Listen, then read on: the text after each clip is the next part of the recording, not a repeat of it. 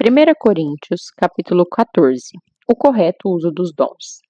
Segui o caminho do amor e exercei com zelo os dons espirituais, contudo, especialmente o dom de profecia. Porquanto, quem se expressa em uma língua estranha não fala aos homens, mas a Deus. De fato, ninguém o compreende, pois em espírito fala mistérios. Entretanto, quem profetiza o faz claramente para edificação, encorajamento e consolação de todas as pessoas. Quem fala em uma determinada língua, a si mesmo se edifica, mas quem profetiza, edifica a igreja. Gostaria que todos vós falasseis em línguas, todavia, muito mais que profetizasseis. Quem profetiza é maior do que aquele que fala em línguas, a não ser que as interprete para que toda a comunidade receba a palavra que edifica. Portanto, irmãos, se eu for até vós falando em línguas, que benefício vos trarei se não vos falar por intermédio de revelação, ou de conhecimento, ou de profecia, ou ainda de ensino? Até mesmo considerando objetos sem vida, mas que produzem sons, tais como a flauta ou a harpa, como alguém poderá reconhecer a música que está sendo tocada se os sons formados por elas não forem distintos? E mais, se a trombeta não emitir um som claro e correto, quem se preparará para a batalha? Da mesma maneira, vós, se com a língua não pronunciardes sons que se podem entender, como se compreenderá o que dizeis? Pois estareis como que jogando palavras ao vento. Realmente há diversos idiomas no mundo, contudo, nenhum deles é sem sentido. Portanto, se eu não compreender o significado do que alguém está comunicando, serei estrangeiro para quem fala e tal pessoa estranha para mim. Assim, igualmente vós, visto que estáis desejosos por exercer os dons espirituais, procurai amadurecer naqueles que produzem edificação para todo o corpo de Cristo. Sendo assim, aquele que fala em uma língua, ore para que possa interpretá-la corretamente. Pois, se oro em uma língua, meu espírito também ora, mas o meu intelecto fica improdutivo. Diante disso, o que fazer então? Orarei com o espírito, mas ao mesmo tempo com a mente. Cantarei com o espírito, mas igualmente com a razão. De outra forma, se louvares a Deus apenas com teu espírito, como poderá alguém que está entre os não instruídos declarar o Amém, a tua ação de graças, visto que não entende o que dizes? É possível que estejas dando graças muito bem, mas o teu semelhante não está sendo edificado. Dou graças a Deus por falar em línguas mais do que todos vós.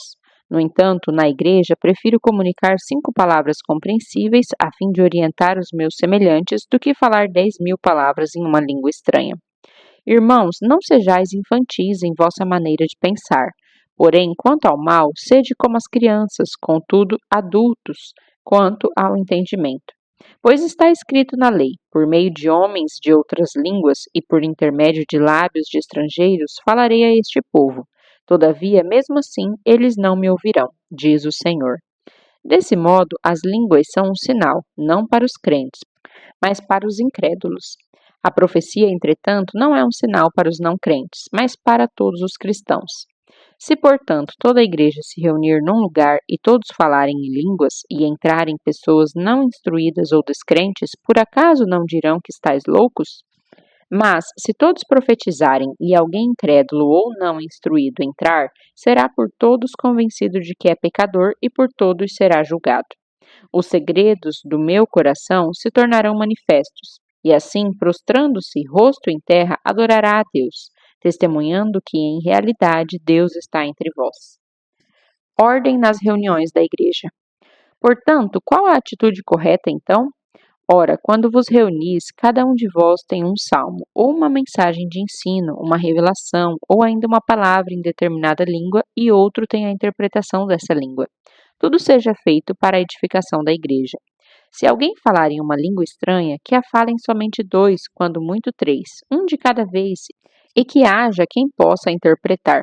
Contudo, se não houver intérprete, permaneça calado na igreja, falando consigo mesmo e com Deus. Tratando-se de profetas, falem 2 ou 3, e os outros julguem com zelo tudo o que foi dito. No caso de ser concedida uma revelação a alguém que está sentado, cale-se o primeiro. Porque todos podereis profetizar, cada um por sua vez, para que todos sejam orientados e encorajados. O espírito dos profetas será sujeito ao controle dos próprios profetas, porquanto Deus não é Deus de desordem, mas sim de paz, como em todas as assembleias dos santos. As mulheres devem permanecer em silêncio nas igrejas, quando não lhes é permitido falar, mantendo-se em atitude de respeito, como também a lei ordena. Se desejarem saber mais sobre algum ensino, questionem a seus maridos em casa, porque para a mulher é vergonhoso conversar durante as reuniões da igreja.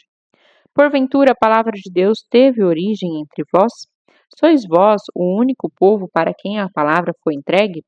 Se alguém se considera profeta ou espiritual, reconheça que o que vos escrevo são mandamentos do Senhor. No entanto, se alguém não reconhece essa verdade, deixe que tal pessoa siga em sua ignorância.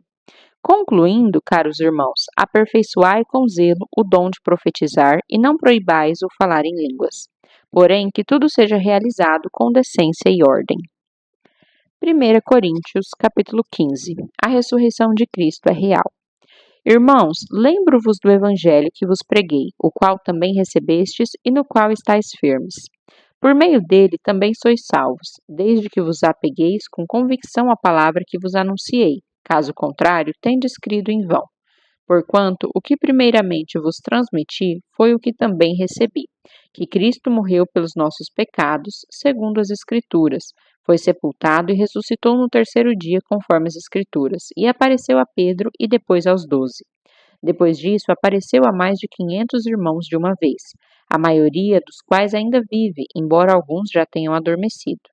Mais tarde, apareceu a Tiago e a todos os apóstolos, e depois de todos apareceu igualmente a mim, como a um que nasceu fora do tempo. Pois sou o menor dos apóstolos, nem mereço ser chamado apóstolo, porquanto persegui a igreja de Deus. Mas pela graça de Deus sou o que sou, e a sua graça para comigo não foi inútil. Antes trabalhei mais do que todos eles. Todavia não eu, mas a graça de Deus que vive em mim.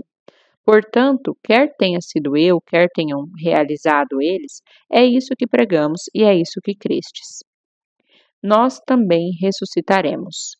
Ora, se tem sido proclamado que Cristo ressuscitou dentre os mortos, como é possível que alguns dentre vós afirmais que não existe ressurreição dos mortos?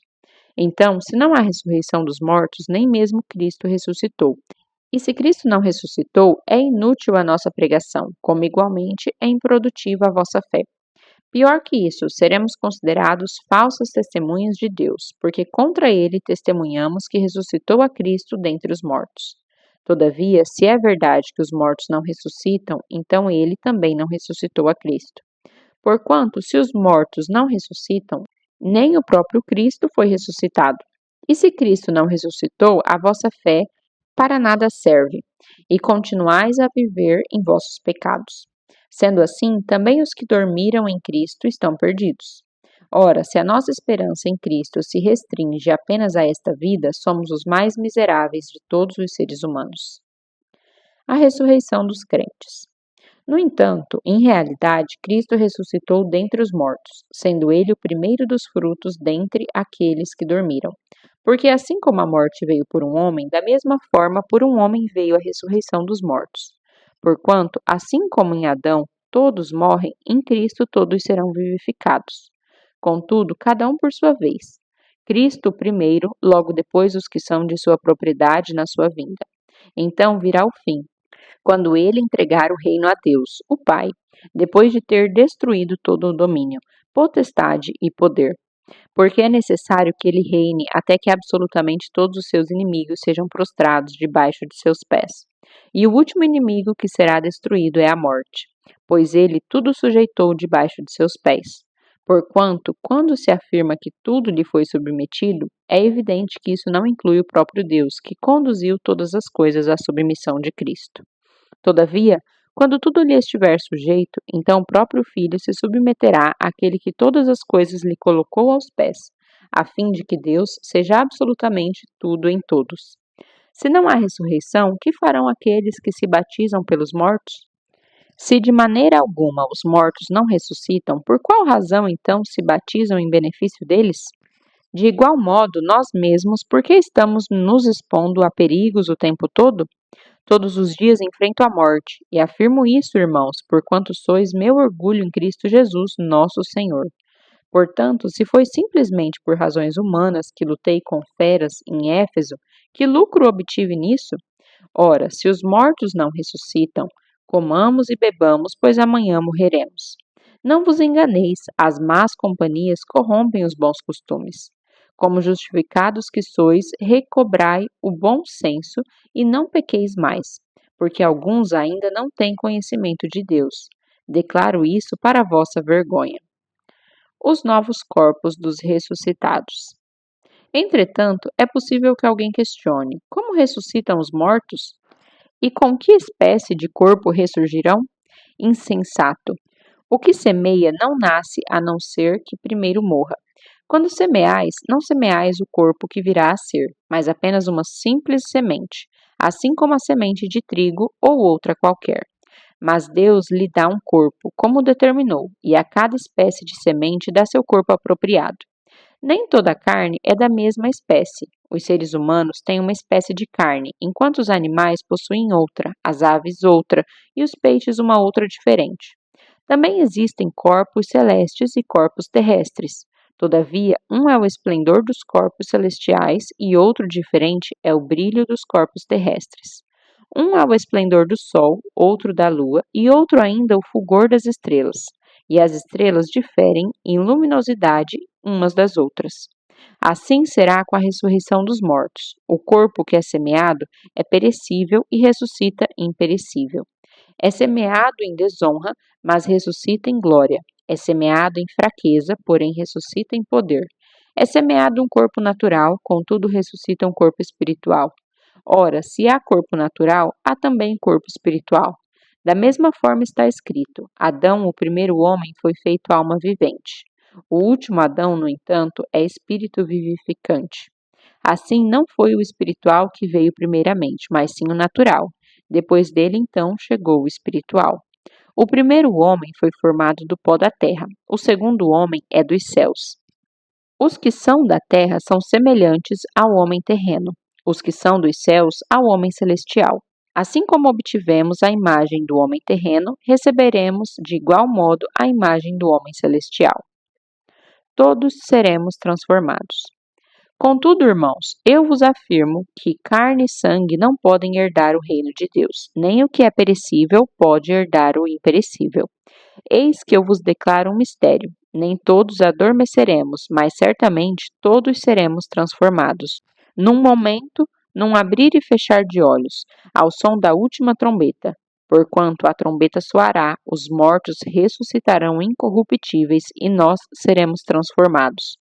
Pois é impreterível que este corpo que perece se revista de incorruptibilidade, e o que é mortal se revista de imortalidade.